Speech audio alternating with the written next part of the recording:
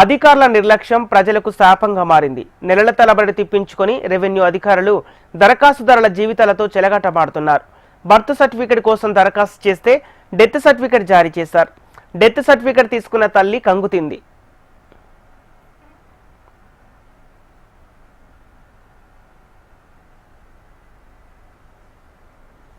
ఈ దారుణ ఘటన ఖమ్మం జిల్లా కూసుమంచి తహసీల్దార్ కార్యాలయంలో చోటు చేసుకుంది. చేసిన తప్పును సదరు సెక్షన్ అధికారి సర్దుకుపోగా తమనే దబాయించారని బాధితురాలు ఆవేదన వ్యక్తం చేశారు.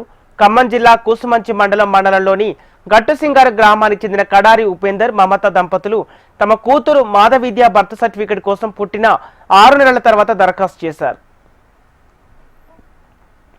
గ్రామ పంచాయతీ కార్యాలయంలో రికార్డులు లేనందున తహసీల్దార్ కార్యాలయంలో దరఖాస్తు చేసుకోవాలని కార్యదర్శి సూచించారు.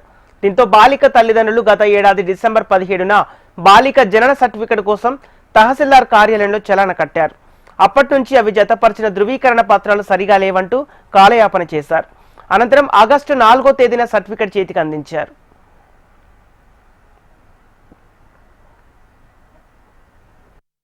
ఖమ్మం జిల్లా కూసుమంచి మండలం గట్టుసింగారం సంబంధించిన నేను మా పాప బర్త్ సర్టిఫికేట్ కోసం 1 ఇయర్ పాటుగా తిరుగుతూనే ఉన్నా. గత 3 రోజుల నుంచి మళ్ళీ ఇస్తా అని చెప్పి బర్త్ బదులు డెత్ ఇచ్చారు. ఇదేం సార్ అని అడిగితే మాదే మిస్టేక్ అని చెప్పేసి దాన్ని చింపారు.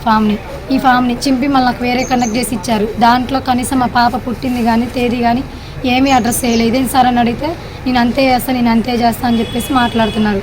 ఏదంటే నువ్వు ఎంఆర్ఓని గలువు, నేను ఎక్కువ మాట్లాడితే ఇది కూడా ఇయ్యను, నువ్వు ఏకవచంగా మాట్లాడుతాను, నీ పైన కేసు పెడతా అని బెదిరిస్తున్నాను.